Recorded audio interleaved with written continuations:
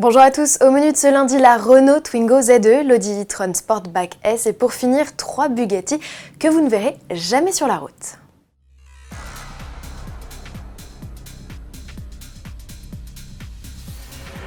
On en parle depuis quelques jours, le projet se concrétise enfin. Voici la première Twingo 100% électrique.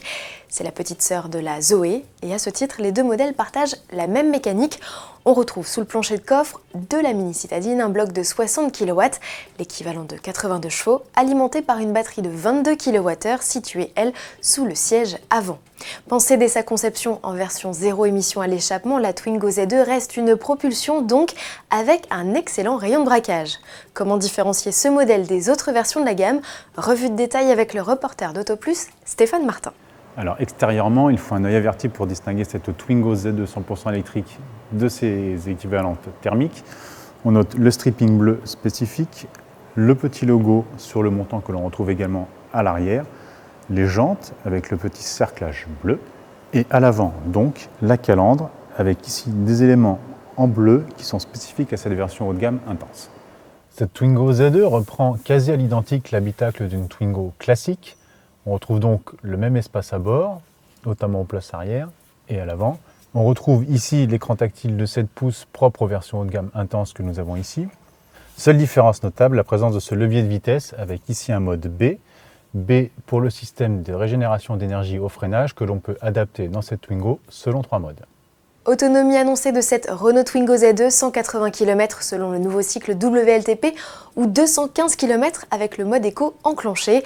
En usage strictement urbain, la mini citadine peut parcourir jusqu'à 250 km, ce qui reste assez limité comparé à certaines rivales. Le lancement de la Twingo électrique est prévu en octobre 2020. Les tarifs seront annoncés à ce moment-là. En attendant, elle sera à découvrir au Salon de Genève.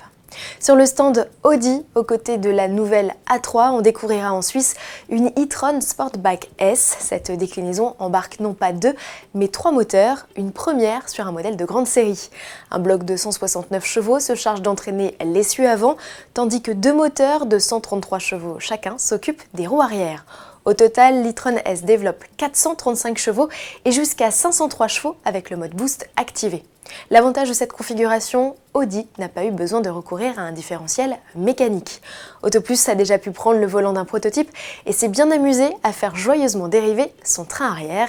Si le centre de gravité reste élevé, les suspensions pneumatiques adaptatives asservies à la vitesse permettent de rabaisser et raffermir l'amortissement selon le mode de conduite choisi. La e-tron S partage sa batterie de 95 kWh avec la e-tron 55 Quattro de 408 chevaux et verra donc son autonomie légèrement réduite. Quant aux performances avec un 0 à 100 en 4 secondes 5, notre essayeur n'a pas été collé au siège comparé à un modèle X Performance et son chrono de 2 secondes 9 sur le même exercice. Le lancement de la e-tron S Sportback est prévu au printemps. Avant de se quitter, petit détour au cœur du bureau de design Bugatti. Le constructeur de Molsheim a ouvert ses portes à nos confrères de Sport Auto pour leur présenter en avant-première la nouvelle Bugatti du Salon de Genève. Mais pas que, la firme a également révélé 3 concepts abandonnés. La plus aboutie, puisqu'elle a atteint le stade de maquette, c'est l'Atlantique, mise au point en 2015 et qui devait être révélée au Salon de Genève 2016. C'est dire son aboutissement.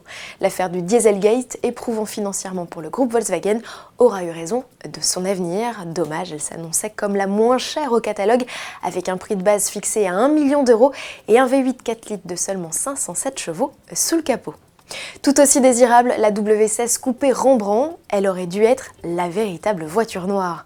On aime ses lignes et sa mécanique apparente à l'avant.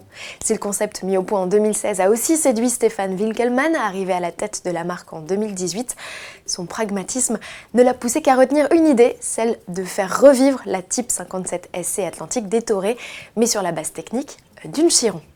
Dernier concept abandonné, l'Aveyron Barchetta, une version décapitée de la sportive, sans toit donc. Imaginez la puissance du W16 de 1000 chevaux à l'époque, cheveux au vent. Cette idée, de 2005, Bugatti avait bien envisagé de la commercialiser sous la forme d'une série limitée.